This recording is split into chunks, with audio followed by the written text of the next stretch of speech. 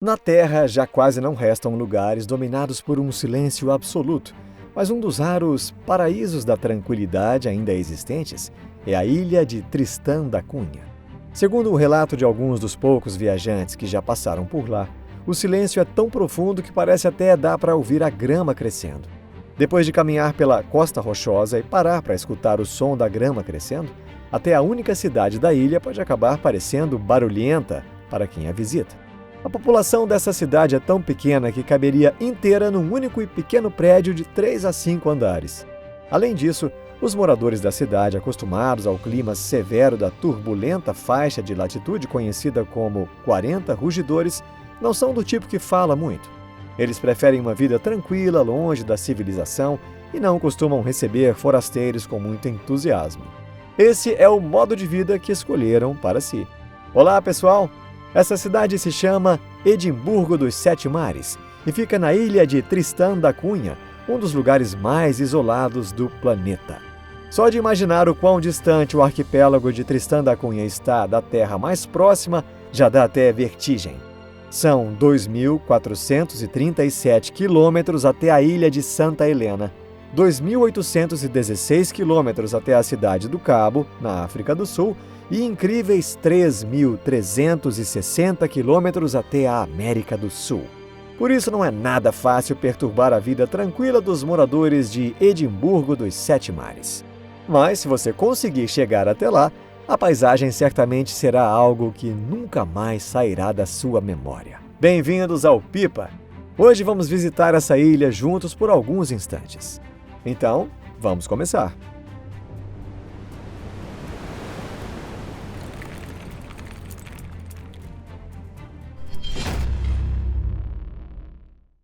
Uma ilha no meio do oceano.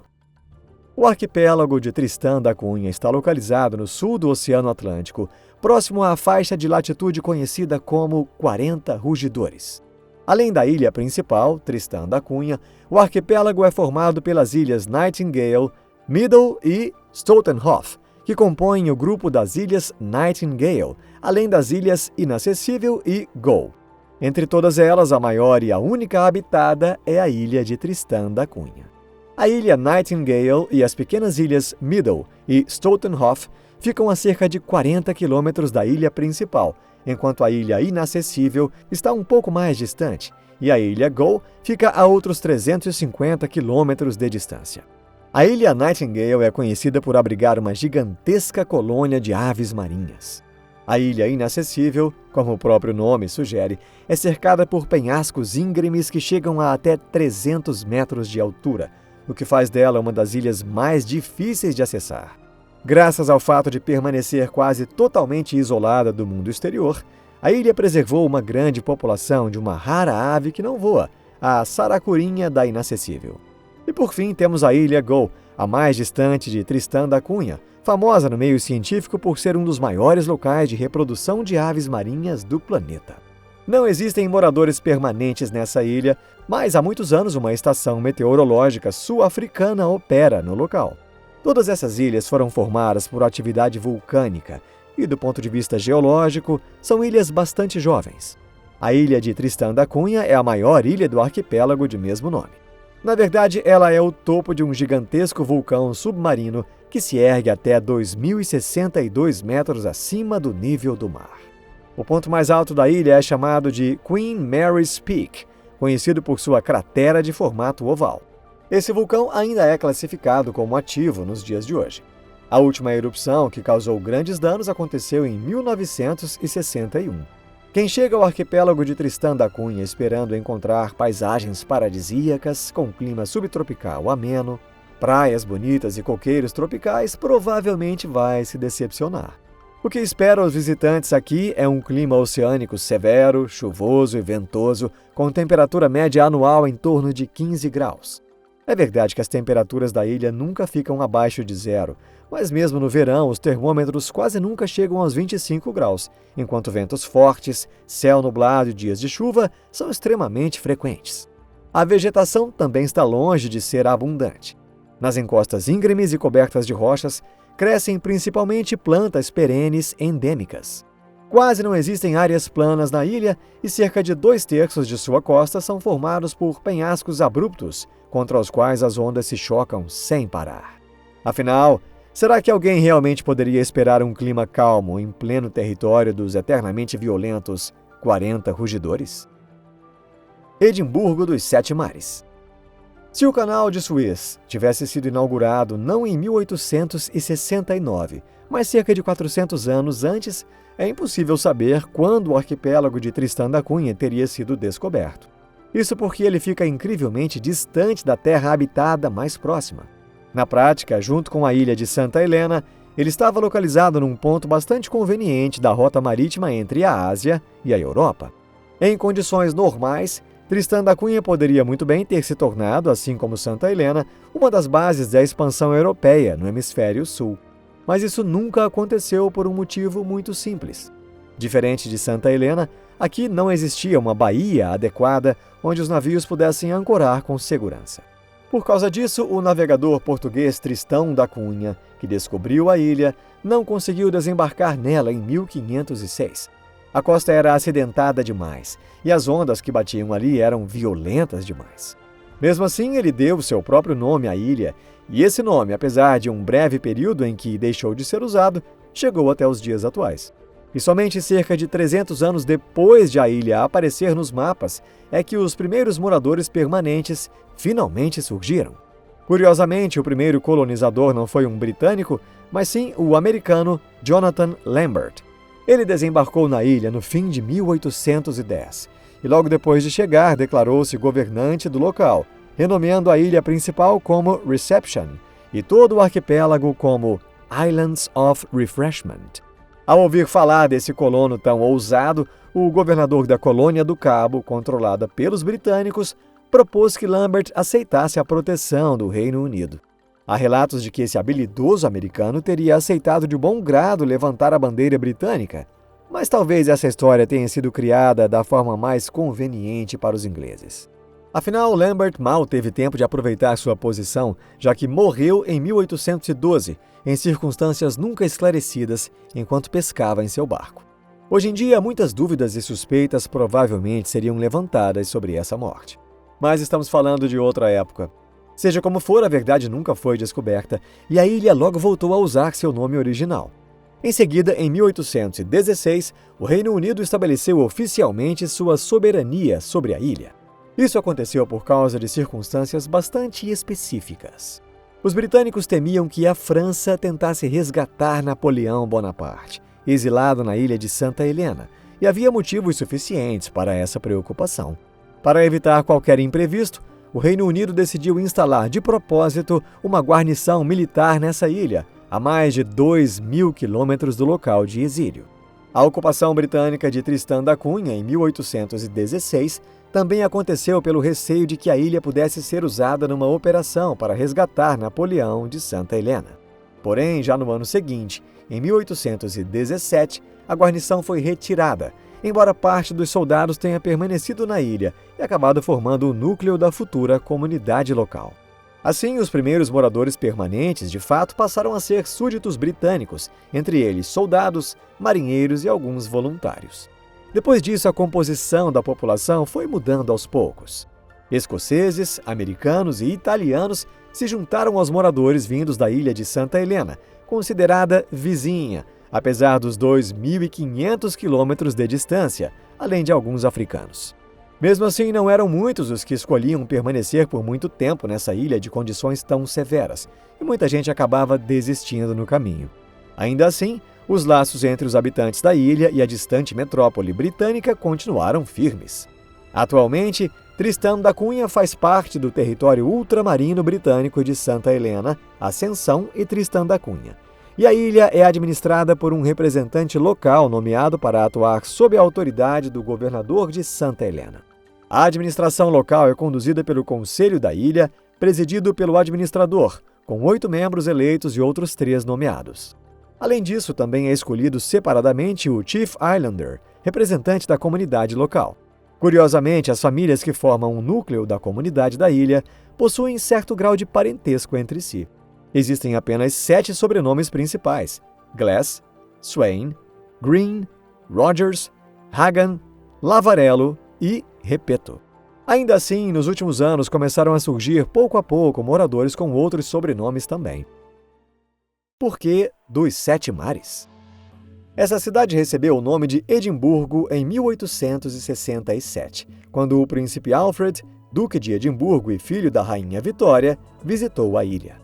Em homenagem ao nobre visitante que se deu ao trabalho de chegar até essa ilha perdida no fim do mundo, o único povoado da ilha recebeu seu nome.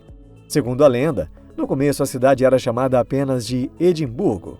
Mais tarde, os moradores da ilha, movidos pelo patriotismo e pelo romantismo, acrescentaram ao nome a expressão dos Sete Mares. A própria expressão dos Sete Mares vem de uma antiga terminologia marítima. Desde a antiguidade, os marinheiros usavam esse termo para se referir a todos os mares e oceanos do mundo, representando sua imensidão e distância. Por isso, o nome Edimburgo dos Sete Mares pode ser entendido como Edimburgo no meio de todos os oceanos do mundo. O nome carrega a ideia de destacar o isolamento quase absoluto do pequeno mundo em que vivem, cercado por mares em todas as direções e muito distante da civilização. Ainda assim, os moradores costumam chamar sua cidade simplesmente de O Povoado. Na prática, seria quase impossível encontrar uma cidade mais isolada do que essa. Para chegar até aqui, apenas vontade não basta. É preciso superar o medo de uma distância absurda, suportar os caprichos da natureza e ainda estar preparado para gastar tempo, dinheiro e energia física. Existem basicamente duas maneiras de chegar a Edimburgo dos Sete Mares. A primeira é a mais arriscada e também exige conhecimentos de navegação. Ela consiste em comprar ou alugar um iate. Primeiro é preciso voar até a cidade do Cabo e de lá seguir num veleiro pelas águas agitadas dos 40 rugidores rumo a essa pequena ilha vulcânica coberta de rochas. Com sorte, a viagem leva cerca de 18 dias, mas no pior dos casos, talvez você nunca chegue ao destino. E mesmo depois de alcançar a ilha, ainda não é hora de relaxar. Primeiro será preciso encontrar um ponto onde seja possível atracar e em seguida afastar imediatamente o barco da costa, ou ele poderá ser esmagado contra as rochas. O segundo método exige menos coragem, mas pede muita paciência e bastante tempo disponível. Ele consiste em embarcar no navio sul-africano S.A. Agulhas II. Saindo da cidade do Cabo, essa embarcação consegue chegar a Edimburgo dos Sete Mares em cerca de 6 dias, caso tudo corra bem. O problema é que o navio faz esse trajeto apenas algumas vezes por ano e, como quase nunca há lugares suficientes, é preciso garantir a passagem com antecedência. Então, se você puder tirar mais de 6 meses de férias, talvez essa seja uma opção interessante. E para os impacientes ou amantes de aventuras, ainda existe uma solução intermediária. Por exemplo, tentar conseguir trabalho num barco de pesca da empresa Ovenstone, ou até mesmo tentar negociar uma visita com os descendentes do Duque de Edimburgo, o que seria uma ideia no mínimo interessante. Afinal, talvez eles queiram revisitar a cidade que recebeu o nome de seu famoso antepassado. E claro, antes de visitar a ilha, não se esqueça de obter a autorização do administrador e do conselho da ilha. Também pode ser necessário apresentar um atestado de antecedentes criminais em inglês e explicar com bastante detalhe o motivo da visita. No geral, é basicamente isso, em termos de burocracia. Depois disso, só falta receber um carimbo especial no passaporte. A vida no fim do mundo. Viver na ilha de Tristão da Cunha é, por assim dizer, algo para poucos. Na prática, a vida aqui é bastante peculiar, até mesmo para os padrões de ilhas isoladas. Basta olhar, por exemplo, para a ilha de Santa Helena, a mais próxima dali. Apesar de estar praticamente à mesma distância dos grandes centros da civilização, ela possui mais de 4.000 habitantes e até um aeroporto. Já a Tristão da Cunha não tem aeroporto e tudo indica que nunca terá. A ilha é montanhosa e pequena demais para a construção de uma pista de pouso. Até pouco tempo atrás, a internet era lenta e instável, mas a chegada do Starlink melhorou bastante a comunicação. Mesmo assim, o isolamento continua o mesmo e a comunicação, os equipamentos e a manutenção ainda dependem muito do clima e do transporte vindo de fora. A rede de estradas também é mínima, basicamente limitada às ruas do povoado, e uma única estrada que leva até os Potato Patches, chamada pelos moradores em tom de brincadeira de M1. Potato Patches é o nome dado pelos moradores às pequenas áreas agrícolas protegidas do vento por muros de pedra. Nesses campos, eles cultivam batatas e criam principalmente gado. Antes da popularização da internet, os homens da ilha costumavam fazer churrascos ali, nos intervalos do trabalho. Por aqui, isso é chamado de braai, no estilo sul-africano. Além disso, tocar instrumentos musicais e cantar em coral também estão entre os passatempos favoritos dos moradores. Já as pessoas mais românticas gostam de passar o tempo caminhando pelos campos verdes dessa ilha tão querida. Os mais cheios de energia e espírito aventureiro descem até a costa do oceano ou tentam alcançar o topo do vulcão local, que tem 2.062 metros de altura. A altitude em si não é tão impressionante, mas como a subida começa praticamente ao nível do mar, a escalada acaba sendo muito mais difícil do que parece. Ainda assim, segundo os próprios moradores, hoje em dia muita gente acaba passando o tempo livre na frente de uma tela. Isso até aproxima os habitantes desse lugar tão peculiar das pessoas comuns das grandes cidades, embora talvez não seja algo tão positivo assim. Já que entramos no assunto tecnologia, vale a pena entender também como a eletricidade chega até aqui. E isso também não é nada simples. A principal fonte de energia são geradores a diesel, cujo combustível é trazido de navio desde a cidade do Cabo. A geração eólica também ajuda a complementar o sistema, mas estando nos 40 rugidores, falta de vento definitivamente não é um problema. Além disso, parte da energia vem do aproveitamento hidrelétrico de pequenos rios da ilha. Em 2025, pequenos sistemas de energia solar também começaram a ser utilizados, fornecendo eletricidade para instalações administrativas e equipamentos do Starlink. Mesmo assim, o sistema elétrico tem seus limites e a energia é usada com muito mais cuidado do que em grandes cidades.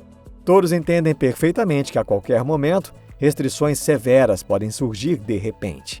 Na verdade, seria mais rápido listar o que existe em abundância nessa ilha do que aquilo que falta, mas é justamente isso que faz parte do charme desse lugar. Em 21 de março de 2026, a população dessa cidade, ou melhor, da ilha inteira, era de 221 pessoas, 115 mulheres e 106 homens. Entre todos eles, apenas uma mulher e um homem não nasceram na ilha. Ambos são casados com moradores locais. Todos os demais nasceram em Tristão da Cunha. Ainda assim, atualmente a maioria dos habitantes passa os primeiros meses de vida em maternidades da cidade do Cabo logo após nascer. Partos na própria ilha ainda são raros e muitas famílias continuam escolhendo ou sendo obrigadas a ir até a cidade do Cabo. Depois da inauguração do Camogli Healthcare Center, inclusive durante a pandemia de coronavírus, algumas crianças passaram a nascer na própria ilha. Mesmo assim, de forma geral, a sociedade de Edimburgo dos Sete Mares continua envelhecendo. Segundo um morador local chamado Alistair, durante o tempo em que viveu na ilha, 15 pessoas morreram, enquanto apenas 2 nasceram. Ainda assim, os habitantes que permanecem ali não pretendem abandonar essa ilha isolada. Curiosamente, nem mesmo a erupção vulcânica de 1961 abalou o apego deles à terra natal. Foi uma grande erupção ocorrida numa pequena ilha que, na prática, é o topo de um gigantesco vulcão ativo. Como consequência, muitos edifícios foram destruídos, mas todos os moradores conseguiram ser evacuados. Grande parte deles passou aquele período difícil no Reino Unido. E embora parecesse natural que acabassem se acostumando às comodidades da vida moderna, aconteceu exatamente o contrário. 2 anos depois, muitos moradores retornaram às suas casas reconstruídas e retomaram a mesma vida de antes. Por que as pessoas não vão embora dali? Dar uma única resposta clara para essa pergunta tão interessante não é nada fácil. Provavelmente são vários os motivos que mantêm as pessoas ligadas a essa ilha. Um dos principais é o forte vínculo entre os moradores. Em Tristão da Cunha, os habitantes possuem empregos estáveis e, junto com isso, uma renda garantida. A principal fonte de moeda estrangeira da ilha vem da pesca e do processamento de lagostas, enquanto a economia cotidiana é sustentada pela agricultura, pelos souvenirs e pelo pequeno turismo local. Todos os moradores possuem sua própria casa. Não são residências luxuosas, nem mansões sofisticadas, mas ainda assim eles estão satisfeitos com o que têm. Acima de tudo, existe a sensação de que todos se apoiam mutuamente, e isso é algo muito diferente do que acontece em grandes sociedades. Apesar do clima severo, a vida nessa ilha é tranquila e confortável. Aqui não existe criminalidade e nem mesmo é necessário trancar as portas das casas. A cidade não possui banco, hotel, universidade ou shopping center, mas uma pequena escola, um modesto centro médico, uma igreja, um correio, um bar e uma fábrica de processamento de lagostas já são suficientes para eles. E acima de tudo existe essa natureza silenciosa e praticamente intocada. Não parece um lugar perfeito para viver, cercada por águas tão cristalinas, ar sempre puro e um oceano que se estende até o infinito? Lembram daquele viajante que disse conseguir ouvir até o som da grama crescendo? Esse silêncio ao qual os moradores da ilha estão acostumados é justamente uma das condições essenciais para uma vida com menos estresse.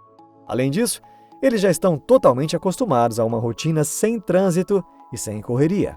Eles gostam desse ritmo de vida mais calmo. Afinal, conceitos como distância e isolamento são relativos, e muitos moradores da ilha descendem dos primeiros colonizadores, então talvez esse fascínio por lugares assim já faça parte deles naturalmente. Para o resto do mundo, essa ilha pode parecer apenas um pequeno pedaço de terra perdido no oceano, mas para quem vive ali, esse é o único lar que existe. E é justamente ali, ao lado das pessoas que amam e cercados por uma natureza quase intocada, que eles sentem que realmente pertencem àquele lugar. Se você gostou do vídeo de hoje, não deixe de curtir e compartilhar com seus amigos. Muito obrigado por assistir. Então, nos vemos novamente em breve. Até mais!